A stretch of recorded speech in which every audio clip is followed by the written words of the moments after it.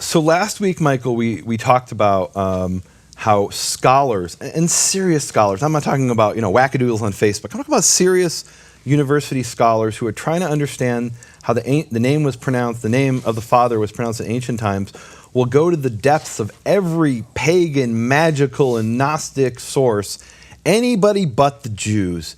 And it's somewhat of a mystery of why they won't look at Jewish sources.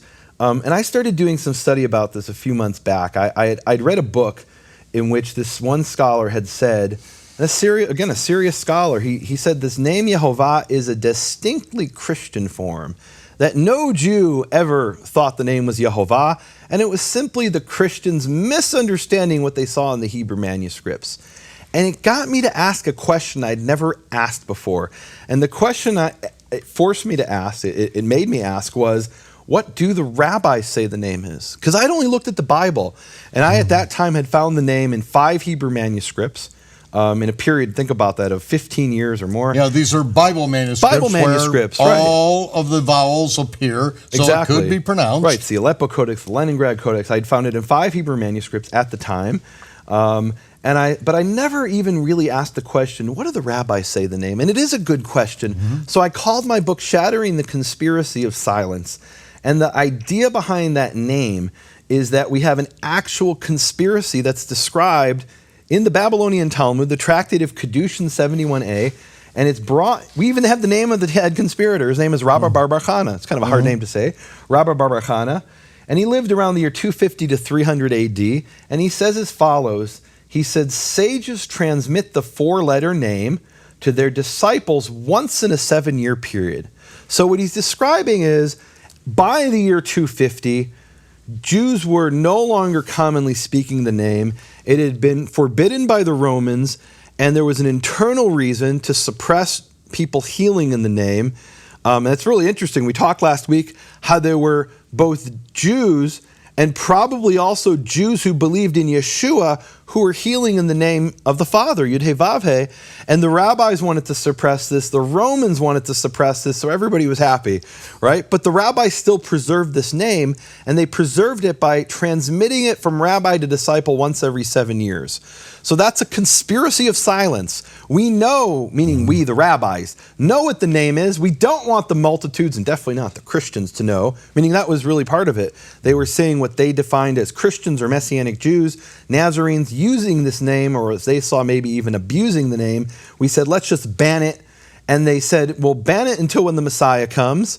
And they talk about how it's not permissible to speak it in this world, but in the world to come when the Messiah reigns as king, then we'll speak the name. But to preserve the name, they transmitted it rabbi to disciple once every 7 years. So now in that was actually a ceremony. So you're jumping ahead because I told you about this.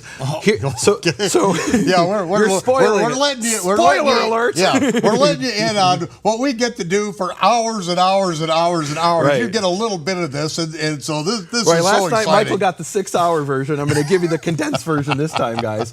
All right. So at the time I wrote the book Shattering the Conspiracy of Silence in 2012, I knew about this source. I didn't know about the other sources. Okay. And what I knew is that the rabbis in the Talmud in the year 250 AD are telling us they transmit the name every 7 years.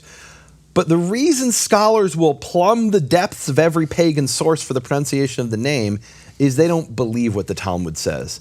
They say, come on, the rabbis didn't really transmit the name once every 7 years. Surely if they did that, we'd find traces of it in later Jewish sources, right? Mm-hmm. And where are those traces? Meaning, we have over 100,000 Jewish books, and I mentioned to you I have a database with over 100,000 Jewish books.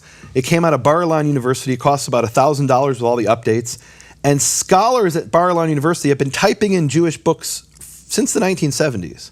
To the point where they've gotten to so many books, you can do a search, and you're not looking at all of Jewish literature, but you're looking at a large percentage of every Jewish book that's ever been written. It might be, and I don't know the number, but it's somewhere between 25 and 75% of all Jewish books ever written that have survived, let's put it that way. Mm-hmm. There's other books in manuscript that have never been printed.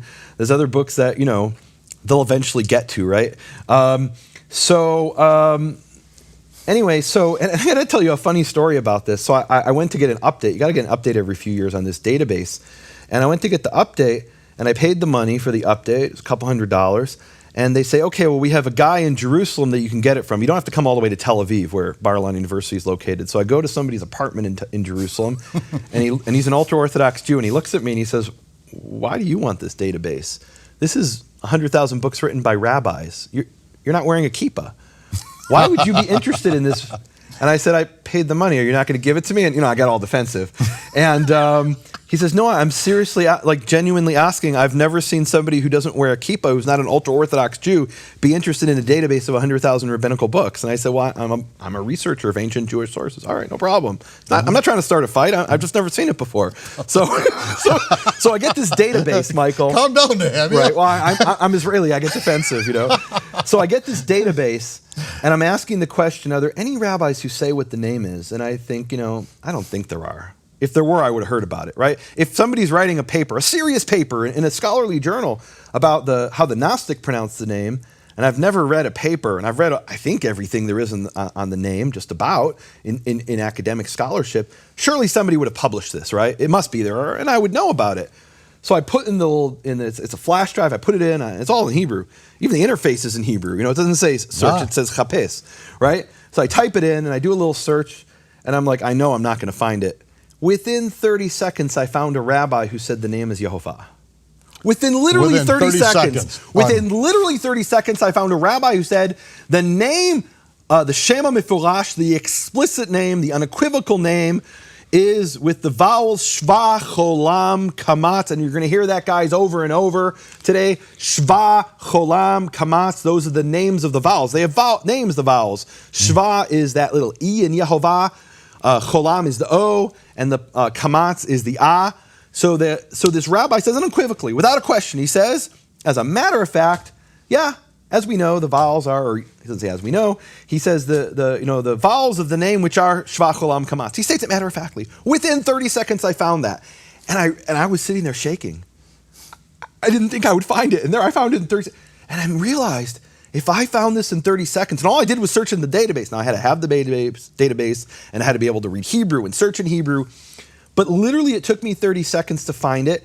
And what it made me realize is if I could find it in 30 seconds, and nobody's ever talked about this that I've ever read in scholarship. They're talking about the Gnostics, and they're talking about the Greek magical papyri, but not this source. That means nobody's ever looked. Because if they'd have looked, they would have found it in 30 seconds. Maybe it would have taken them 5 minutes. I'm good. But literally nobody's ever looked to see what do the rabbis say the name is, and why don't they look? So the reason they don't look, and I looked this up in Hebrew Jewish sources, you can't blame the pagans or the Christians or the agnostics for this. This is Jewish Israeli sources, an encyclopedia in Hebrew. And it's saying our rabbis, these are Orthodox Jews writing, saying our rabbis didn't know how to pronounce the name. And they give a source. So what do? I'm a troublemaker. I look up the source. And you know what the source says, Michael? It's a source from around 1750 from a rabbi named Elijah of Vilna. Let me read you what it says. It's pretty cool. Now, he was actually, turns out, the rabbi of my ancestor, of my fifth great-grandfather. My great-great-great-great-grandfather was the number one disciple of Elijah of Vilna.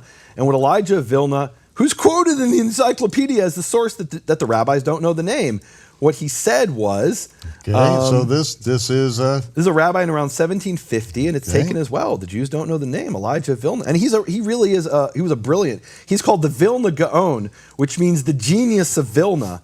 And if I can find you the source, I can read it to you. And give me a second here. I'm doing my little search here. 1 second. I have like dozens and dozens of sources on my laptop here. And okay, so he says the vowels of the name itself are hidden.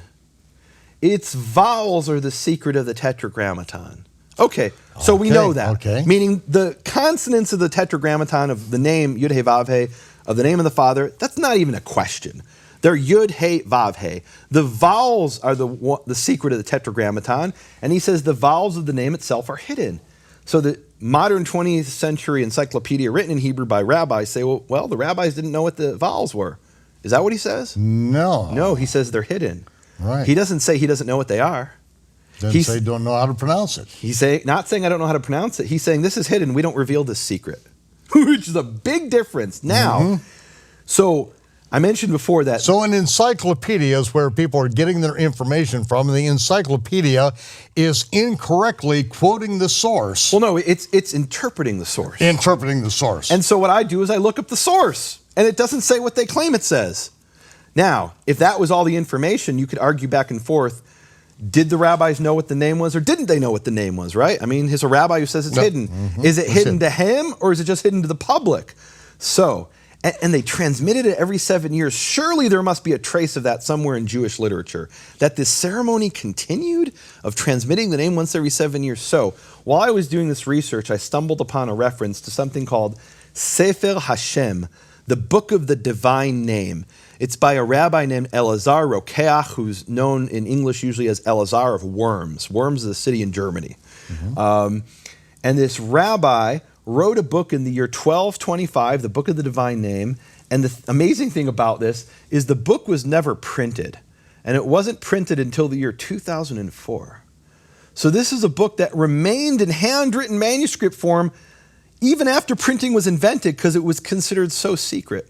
And it wasn't until the 21st century that somebody decided to, break the seal. I mean, because printing's so easy today, right? Anybody with a desktop computer and literally a physical printer can print a book. And, so someone in 2004 for the first time printed a book from 1225.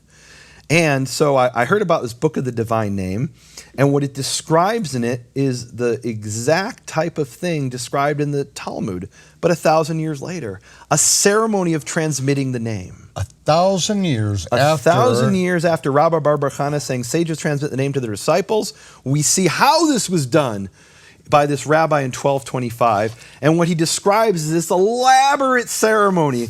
And in the elaborate ceremony, you have a rabbi and a disciple who go through a purification process. They fast, and they immerse themselves in a mikveh of water, and then they don white clothing, and then they do something a little bit strange at first until you read it in Hebrew. And by the way, it was printed for the first time in 2004, after nearly 800 years, and it's never been translated into English. In fact, the general public will hear this text for the first time ever in English. If I read you a little excerpt here, it's never been translated into English. Okay, so here it is. It's going out to more than 127 countries around the world the first time, and here it is. So it describes this ceremony. I won't read the whole thing because I want to get to some other things, but it talks about them fasting, and then it says the rabbi will, and it says one of the part of the ceremony is they stand up to their ankles in water, which seems really strange. And it talks earlier in the ceremony, they reveal the name over water. There's a strange ceremony taking place related to water. They're immersing in water, and they're standing in water, and so what does this mean? So it says as follows. It says, the rabbi will then open his mouth after all this preparation in awe and say, blessed are you, and then he speaks the name. Yehovah, our God, King of the universe, Yehovah, God of Israel, you are one and your name is one. And Michael, you are one and your name is one. That's a reference to Zechariah 14, verse 9. Michael, you asked me the other day, we were discussing this beforehand. You asked me, so when was, one of the first times you became aware of the issue of the name? And one of the things I've shared in the past is Zechariah 14:9 was a verse that was burned into my heart early on. It's actually the closing verse of daily rabbinical prayers that I grew up with. And I got to be honest, Michael, the rabbis have daily prayers that I was expected to go to. Sometimes I only came at the end. I was bored during these prayers by rote, but I always loved that prayer at the end. And it's the verse in Zechariah 14:9, and I still remember it as the song I heard in the synagogue. Can I sing it for you? Please do. So in Hebrew, and remember, in the synagogue, the tradition is don't speak the name Yehovah, speak it as Adonai. So that's how I remember it. Mm-hmm. But the verse was, Vahaya Adonai. This is the closing part of the entire long 45-minute prayer service, and on Shabbat, like more than 40, like a long prayer service. It'd be like 2 hours.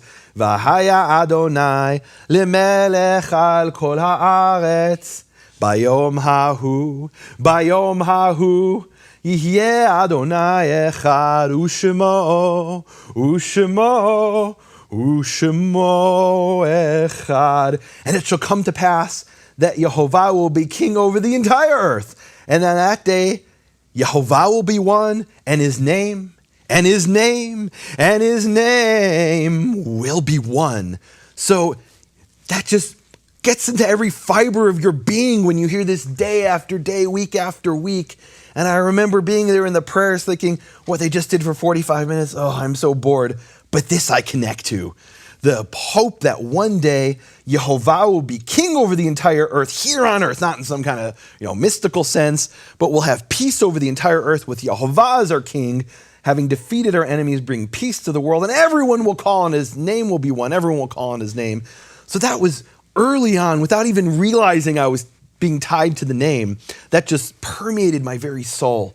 And that's the verse that the rabbi is referring to here when he makes the statement, blessed are you. And when he says it in the ceremony, he doesn't say, blessed are you, Adonai. He says, blessed are you, and he says the actual name, Yehovah. He says, blessed are you, our God, King of the universe, Yehovah, God of Israel. You are one, and your name is one. And he says, you commanded us to hide your great name. Where did he command that? That's in the oral tradition, right? And so as part of that tradition, we have to hide the name, but we're not blotting out the name, so we're transmitting it to our disciples. And I'll skip ahead here. He has a bunch of blessings, and then it says, the rabbi and his disciples shall place their eyes upon the water. And then they speak together in unison, the rabbi and his disciple, and they speak the name. And they speak the name by quoting a verse, Psalm 29:3. Now, 29:3 says, the voice, in the King James, the voice of the Lord is upon the waters. It's not a bad translation. It's the voice of Yehovah is upon the waters. But the way they understand the verse and the way they translate it, I mean, they're saying it in Hebrew, but the way they understand the verse, which is a valid way of understanding it, is the sound of Yehovah upon the water. And so at that moment, they both recite together the verse based on their interpretation, the sound of Yehovah upon the water. And at that moment, the rabbi has spoken it once by himself and a number of times by itself. The disciple heard it after this whole ceremony, and then they speak it together to make sure the disciple heard it correctly. And this is something that the rabbis were doing in 1225. So this idea that, well, yeah, the Jews might have known the name in ancient times, but because of the ban, they forgot it. That's not consistent with the Jewish sources. And remember, this is a source that most scholars don't know about. I found this buried in a series by a professor named Joseph Dan. He's one of the top scholars in the world in Judaic studies. He won the Israel Prize, which is the Jewish world's equivalent of the Nobel Prize, but for Jewish studies. I did an interview with him, and he wrote a 6,000-page series. It's like 12 volumes or something so far, and it's going to be more in the end. But so far, he's written 6,000 pages. On volume 6, page 561, he explains that this isn't just some theoretical thing.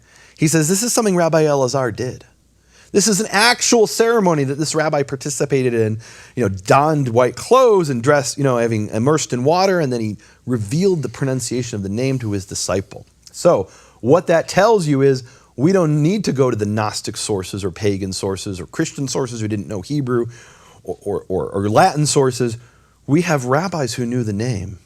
Now, I could stop here, but there's another source that confirms this. And this is a source that was written in Hebrew around the year 1450 by a little-known rabbi in Jerusalem named Joseph ibn Sayach. And he wrote a book that's never been printed, even today. So if you wanted to read this in Hebrew, there's only one place you can find it. And I actually have here the manuscript, a photo of the manuscript. And I've actually highlighted the section I'm going to translate now. But here's the section from the manuscript. And this is interesting, this manuscript. This is the copy written by Joseph ibn Sayach. Not only was it never printed, but it was never even copied. This is the original. This is the original by the author. There's only one copy that ever existed, and we have his copy. And in this book, he answers a series of questions that people sent him as letters. And they would include a little bit of money, right? They'd send an email, basically, but it would, a scroll, and they'd send some money with, and they'd say, look, Rabbi, we have a question. We need you to give us a binding answer. We have a problem in our community, and this is question number 43. I don't even know what question 1 through 42 are, but, there's about 100 questions or something in this book. It's very common. There's thousands of Jewish books like this. Many of them have never been printed. So, at least as of today, this has never been printed. So question number 43 that they sent to Ibn Sayach in the 15th century in Jerusalem, and they say as follows: a certain sage has been uttering the name according to its letters, And a certain rabbi rebuked him for this. But the sage was stubborn in his actions. So what they're describing here is they're saying, Rabbi, help us. There's a sage in our community who's speaking the name Yud-Heh-Vav-Heh. And our local rabbi, the leader, rebuked him, and he says, I don't care what you say, I'm a sage. You might be a rabbi, but I'm whatever a sage meant. It's an interesting question. It may have meant he was some kind of mystic, maybe, I don't know. So he's being rebuked for speaking the name, this rabbi whose name we don't know, and that shows you somebody knew how to speak the name in the 15th century. But I thought the Jews don't know the name, right? That's the one thing all scholars can agree on. We should go look at the Gnostic. We should go look at the Greeks. We should go look at the Christians. Anybody but the Jews, because the Jews don't know the name. But here we have one source of a rabbi transmitting the name to his disciple. And in the second case, not only does the rabbi receive the name from his rabbi, but he's speaking it out loud and getting in trouble for it. And the interesting thing is Ibn Sayyah rebukes the sage for speaking the name. He says, you're sinning. You're not allowed to speak this name. It's forbidden by our tradition, not by the Torah, but by our tradition. So what we've established here is that the rabbis did know how to pronounce the name.